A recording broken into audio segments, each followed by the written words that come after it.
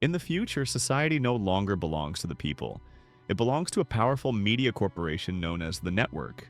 The network controls what people see, hear, and believe. While a small group lives in luxury, most citizens struggle to survive. Poverty is everywhere. Jobs are rare, food is expensive, and medical treatment is completely unaffordable for ordinary people. Even a simple illness can become fatal if someone cannot pay. Instead of fixing these problems, the government allows the network to distract the population with entertainment.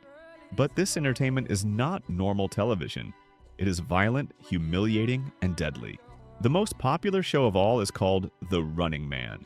This show turns human survival into a spectacle. Contestants are released into the world and hunted like animals by professional killers. If a contestant survives for 30 days, they are promised an enormous cash prize. However, no one has ever survived long enough to claim it. The public is told that these contestants are criminals being punished for terrible crimes. In reality, they are desperate people with no other way to save their families. The story follows a man named Ben. Ben used to be an ordinary worker. He believed in fairness and stood up for workers' rights. When he supported the creation of a workers' union, the system responded instantly. He was fired from his job and permanently blacklisted. From that moment on, no company would ever hire him. Ben's life quickly began falling apart. His young daughter, Kathy, became seriously ill. She needed constant medication, but Ben could no longer afford it. Every day, her condition worsened, and Ben felt completely powerless. His wife, Sheila, tried to help by taking extra shifts at a bar late at night. Ben hated the idea. He had seen strange and dangerous people around that place, but they had no other choice. Ben tried to stay calm for his family, but inside he was terrified. One night, Ben finally made a decision he never wanted to make. He told Sheila that he would join a game show to win money. He tried to reassure her by saying he would choose a safe program. Sheila knew this was a lie. She begged him not to go, knowing that contestants often came back injured, or not at all. Ben promised he would return. He promised he would win. Then he left. Ben traveled from his poor neighborhood into a heavily guarded, wealthy district, controlled by the network. Armed guards stopped him, but when he claimed he was there for a network program, they allowed him inside. At the recruitment center, hundreds of desperate people stood in long lines. Everyone there looked exhausted, sick, or starving. They all shared the same fear and the same hope. Suddenly, an elderly man in line collapsed.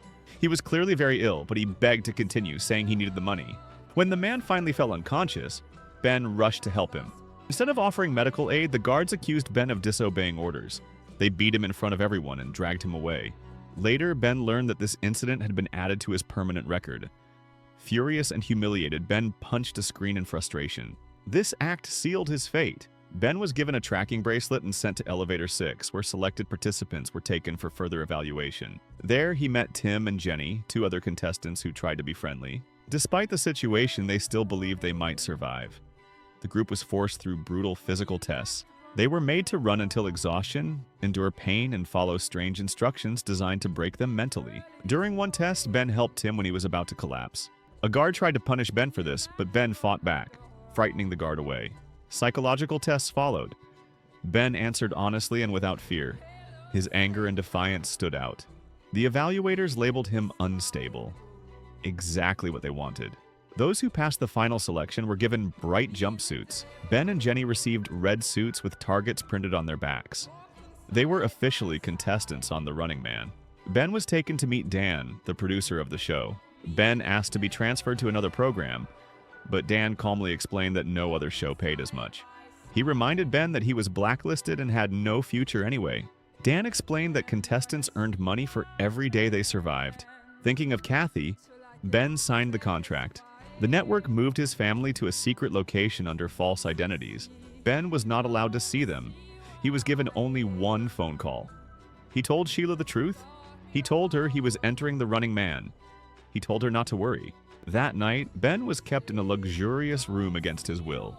An envelope arrived from Sheila. Inside was a family photograph and a small stocking from Kathy, meant to bring him luck. Ben stared at it for a long time. The next morning, the show began. Ben was placed on a massive stage in front of a cheering audience. The host, Bobby, introduced him as a dangerous criminal. Fake video footage played on giant screens, showing Ben committing crimes he had never committed. Ben begged the crowd not to believe the lies. No one listened. The audience saw him as a monster. Ben was given a camera, cash, and normal clothes. He was released into the city with a 12-hour head start. Anyone who reported his location would be rewarded. Immediately, Ben realized that the entire world had turned against him. Taxi drivers, hotel staff, strangers on the street. Everyone saw him as money. Ben ran, hid, changed disguises, and moved constantly. Soon he saw another contestant, Tim, appear on live television. Tim was joking and flirting, thinking he was safe. Seconds later, the hunters shot him dead without hesitation. Ben watched in horror. As days passed, Ben learned how the system truly worked. The network edited footage, faked narratives, and manipulated public opinion. Hunters used drones, surveillance, and informants to track him. Ben barely escaped several ambushes, explosions, and gunfights. Anyone who helped him was tortured or killed. Yet, Ben continued to survive. Eventually, Ben met people who lived outside the system. Smugglers, analysts, and rebels. They secretly recorded and studied Running Man episodes looking for inconsistencies. They explained that the network controlled everything.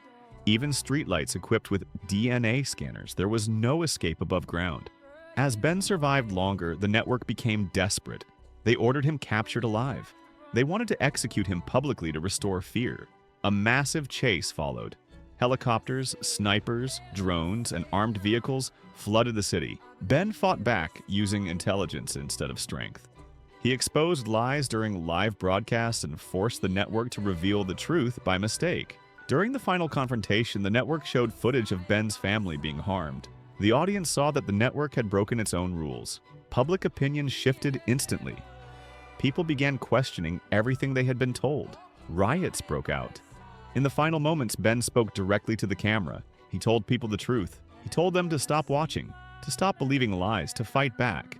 The network cut the broadcast immediately, but it was too late. Leaked footage spread everywhere. The rebellion began. The movie ends with chaos consuming the network's empire. There is a final moment showing Ben reunited with his family, suggesting he survived. The system that once controlled everything had begun to collapse.